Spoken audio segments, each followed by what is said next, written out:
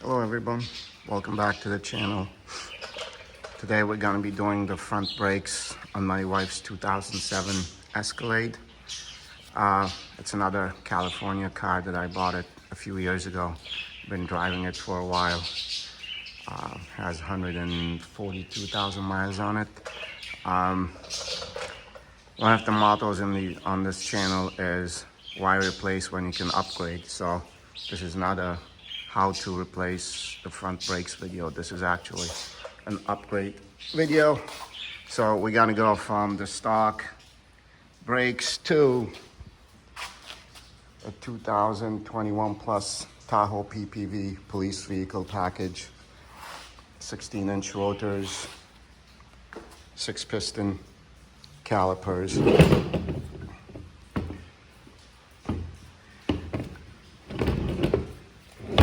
So supposed to be direct bolt-on with just very minor modifications on one of the brackets, but nothing major.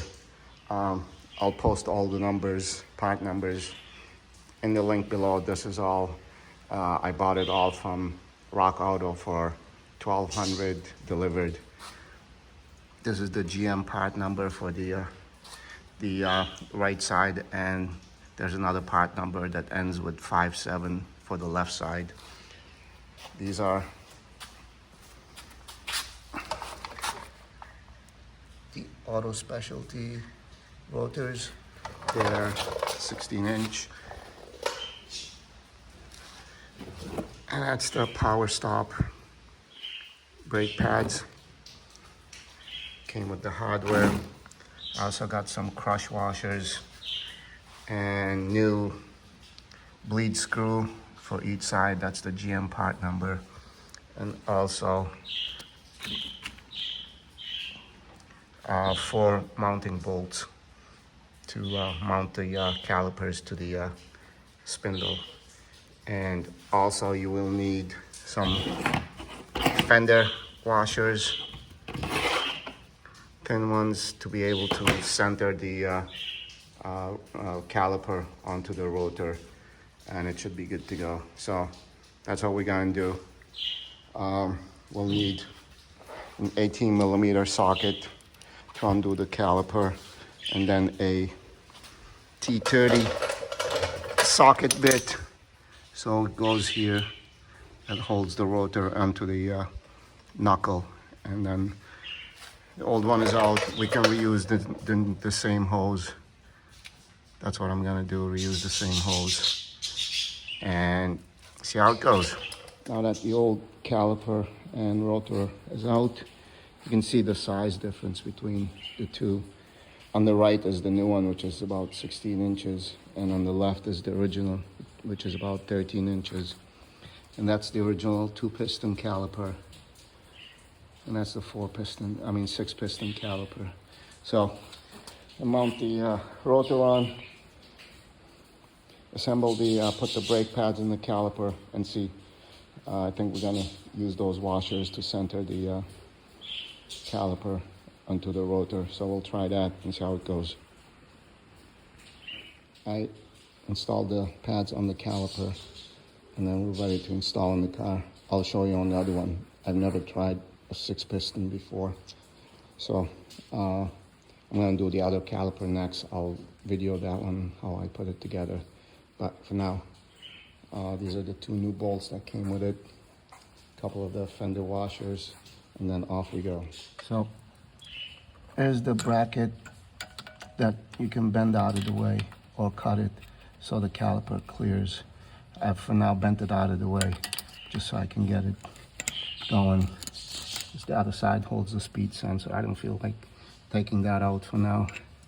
And that's that tiny fender washer that needs to go there to space out the caliper. So now I'm gonna get the caliper mounted and see how it looks. After fighting with the old bleeder screw, it was stuck in there. Whoever did brake job at some point decided to jam one of these washers, crush washers, in there pretty good. Took me a while to get it out, but they're out. caliper and the rotor are in with the new bleeder screw, because it's a different thread pitch than the factory one. So it's all installed. Now I'm gonna put the wheel on and see. According to online forums, the wheel should clear, so we'll see. Hopefully it does. I'm gonna mock up the wheel, and then if it's good, then bleed this side and go to the other side. So see how it goes. Here's the wheel mounted. I just put a couple of lug nuts in just to see. There's a couple of hairs worth of clearance. I might go with the grinder slightly over here, just enough, but it looks like it's gonna clear. Once I jack up the other end, and I'll try to rotate the tire, the wheels to see, but looks like it's gonna clear. Yeah, my wife hit the sidewalk, indented the wheel, but it's still holding air. Maybe at some point I'll upgrade to the later model Escalade, which have more of a concave wheel, so I'll give a little more clearance to the brakes, but looks like this is gonna work. Awesome. I'm just gonna take the wheel out so I can bleed the brakes, and then this project will be done. So one other thing of note is, since the caliper sits slightly differently than the stock one, when you put the hose bracket back on, the hose touches the upper control arm, so I put another rubber hose around it to protect it. So I'll zip tie it later, but until I figure out a way, maybe I'll bend that bracket out a little bit so it will move it out of the way. But the way the angle of the original hose end dictates where it goes. Maybe at some point I'll find braided steel line for it and get that one, but for now that'll do. So I'm gonna go move on to the other side.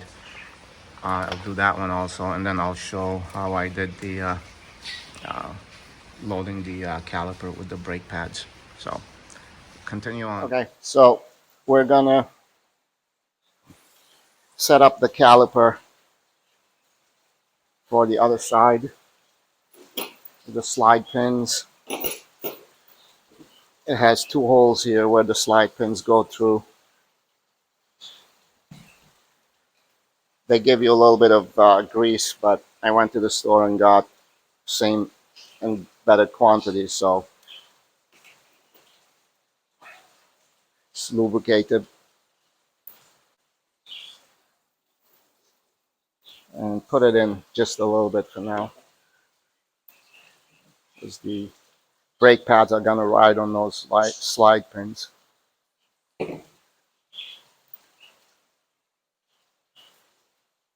Mind it.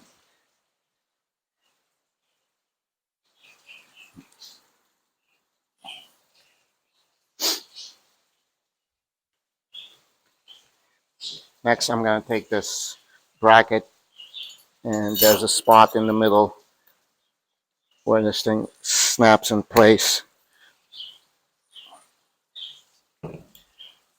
And then take some of that grease in the back of the pad. That's one.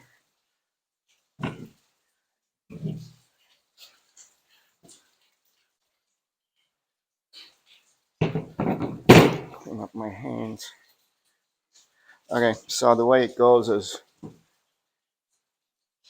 those two holes are gonna ride on those pins. So, as I mentioned in the script, for some reason I lost audio. My mic didn't pick it up, but either way, once you lubricate the pads, put the first pad in that is closest to the pins, which is the inside of the caliper, and then once you put it on that X-shaped center hardware, you got to press down on it pretty good for the holes in the pad to line up with the pin. And once you slide the pins through the first set of first pad, then it goes through, then you have to press the second pad also pretty good for the pin to go through the second hole. And like you see here, make sure you lubricate all the contact points so everything will slide freely. And once the pin goes through the second outer pad, then you need to get a little, either a rubber mallet or something soft, and tap the end of the pin from the inside of the caliper out, hammer it so it will seat in its place. You'll know it'll click into place, and the caliper will be ready to be loaded. The good thing about this brand new caliper is you don't have to press the pistons out because they're fully retracted. So once the pads are in, they're ready to go. So basically that's it. I'm just gonna finish up the installation, showing the installation here, and then we'll move on.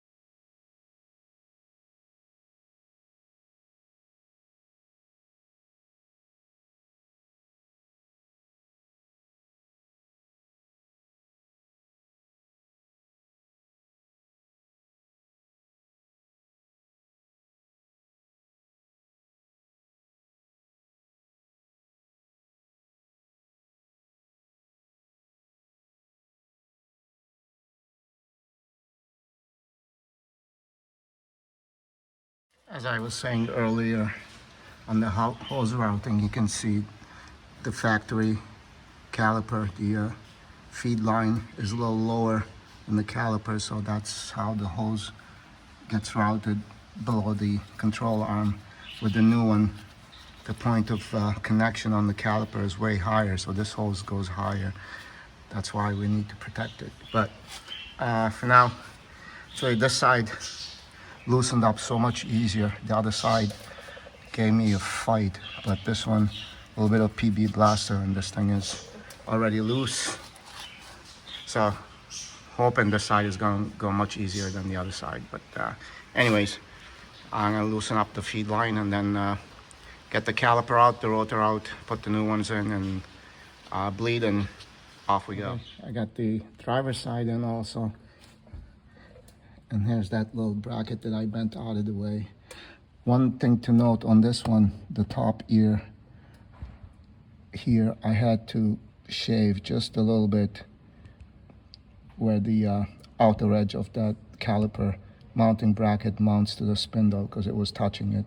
So now that it's ground down like a 1/16 of an inch, you can see the washer over there spaced out. So it's seating perfectly well. So that's it. Next thing we're gonna do is bleed the brakes. I've been researching online, and there's all sorts of theories on bleeding twin air bleeds, whatever, fluid bleed systems.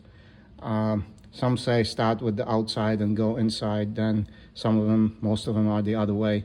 Start from the inside, go to the outside. And then there's a few that say it doesn't really matter, whichever way. I don't know, I'm gonna start, the majority said start inside, then go outside, so that's what I'm gonna do. Doesn't matter, I think, as long as all the air is out of the caliper. So I gotta go get some more brake fluid. The one I had didn't have enough in it, so plus I'll get new fresh bottle of DOT 4 fluid, pour it in, and then we'll bleed it and call it. Okay. So my wife helped me bleed the brakes.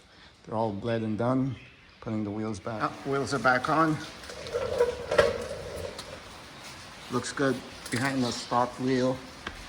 Now it looks like it's filled up all the gap. Before it looked like a funny car where tiny brakes and huge wheel. There is a hair clearance between the caliper and the wheel. I'm gonna monitor it when I get a chance to drive it. It's absolutely downpouring right now. It doesn't make sense. Check it out. Brake seat the pads on the new rotor, and then check to see if there's any interference with the wheel. It doesn't look like it, but the test drive will confirm that. But for now, this is done. It was a pretty neat project. Thanks guys for watching. I've also finished the TA, the rear suspension on the TA.